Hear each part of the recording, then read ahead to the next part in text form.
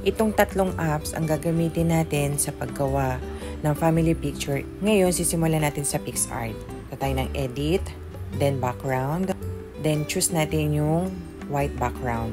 Pag nandiyan na tayo sa white background, pupunta tayo sa add photo sa bandang ibaba. And then, mag-choose tayo doon sa album natin. Tsaka mas maganda kung naka-ready na siya, yung solo pic, para hindi mahirap i-edit. Then click add. Pag nakapili na tayo, simulan natin pag-edit. I-crop natin siya ng konti para nakapokus talaga dun sa mukha. Then click the apply. Then pinutin natin yung cutout.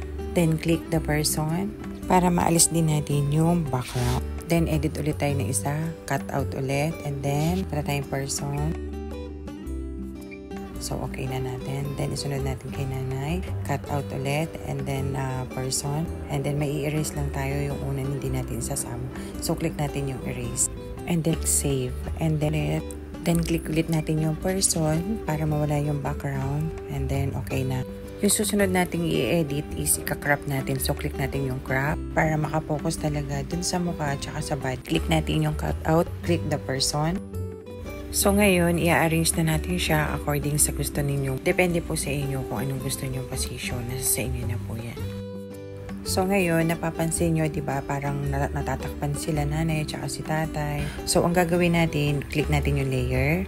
Then, i-long press lang natin siya. Then, i-drag natin siya kung saan natin siya gustong ilagay. Kung nasa harapan ba sila o nasa likuran. And kapag okay na yung position, then export natin. And then done.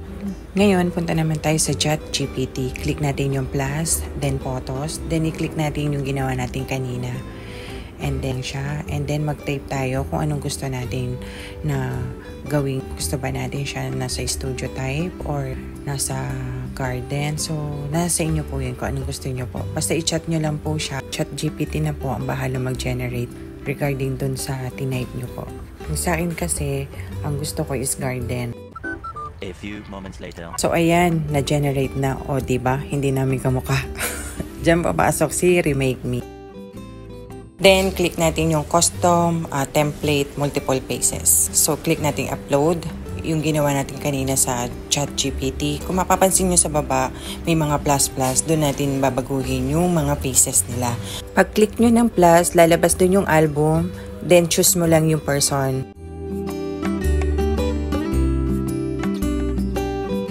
Okay na siya, click natin yung swap face. Then download. At kung gusto mong baguhin pa rin yung mukha nila, click mo lang yung arrow na to. Ayan, meron na tayong family picture.